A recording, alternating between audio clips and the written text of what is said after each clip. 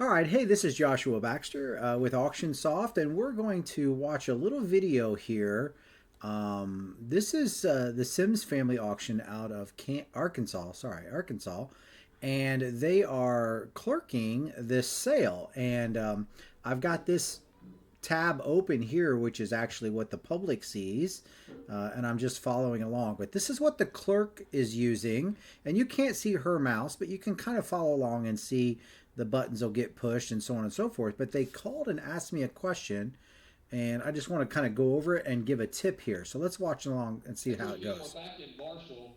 We're going to do the end of the hardware store. If you was with us last weekend, you saw how much there still is to go. We're going to sell the real estate there. So the auctioneer right now is giving a little bit of a commercial about his upcoming auction, but we're actually looking at lot 95 when it comes up. So let's just kind of watch this go.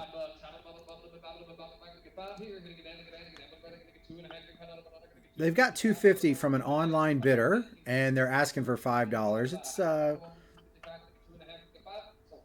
yeah, so it didn't even get any more floor bids. So let's watch the next one and see how it goes. So when it pops up, it's $2.50 is where all of the items started. They got a floor bid now. Let's see if the online bidder comes back in, or it's just the floor bid.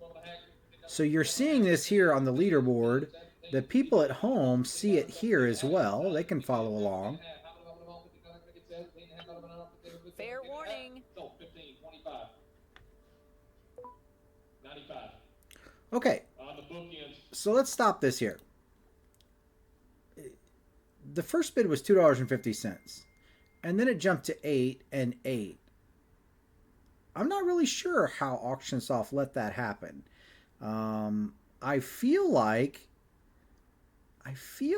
this customer here had a maximum bid in place at, say,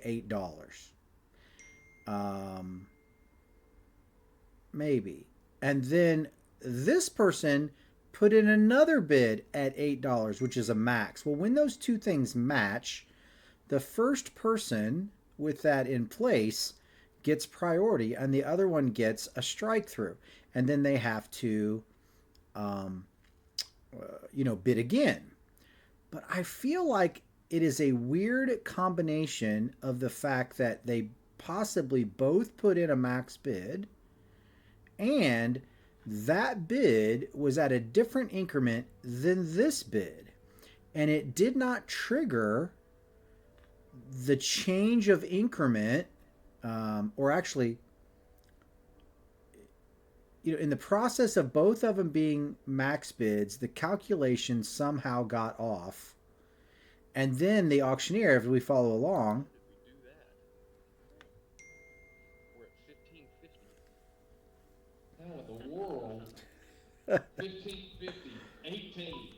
and Hunter's such a good guy. He's a good sport. Deals with it. So he calls this.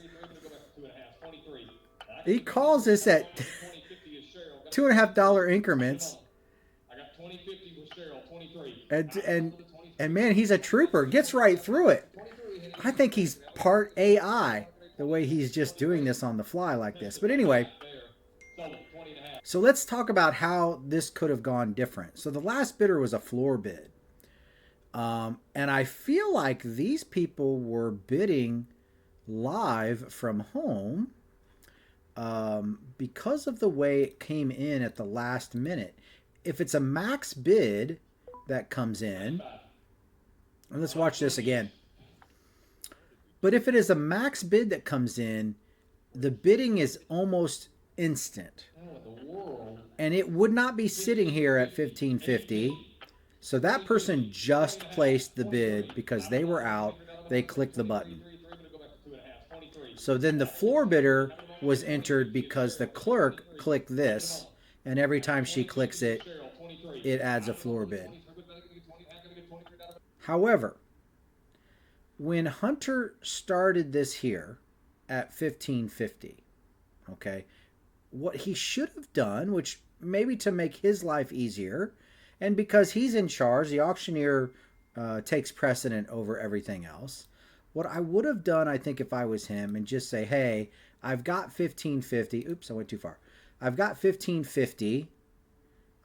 Who give me $17.50 to get myself back in. And at that point, she could have just, the clerk could have just clicked back down the undo button, get down to 1550, and then went over here and entered 1750 here and placed a floor bid. That would have overruled the error, and it would allow the auctioneer to then start at 1750, get this bidder in, even if it was a floor bidder, and then Kat or Stacy could have got back in at $20 instead of $20.50. So because it's at an odd amount and you want to kind of give your increments the even numbers that they're set to, what you need to do is back this back up once and then enter an amount that is basically fixing the increment error and get back on the auctioneer's track. Okay, now that is a tip for the clerk to when in the heat of the battle, when things are a little confusing like this situation, man, Hunter handled it so well. Just didn't make a big deal out of it. The crowd was even bidding the amount that that he was calling for. It was fantastic skill on his part. But just, the clerk could have just backed this back down a little bit, put in even $15 and placed the bid, and then opened it back up, and off they go. So that's just a little hint. Let's see how this ends out. It did get to 2050. It did get to 2050, but if they would have entered 1750 and then got to $20, I assume that would have been very similar. They didn't need to keep going, but it was, again, by the grace of Hunter that he got it done. So, all right, that's enough for this video. If you have questions or need help with anything, that's why I'm here. This is Joshua with AuctionSoft. Have a great day.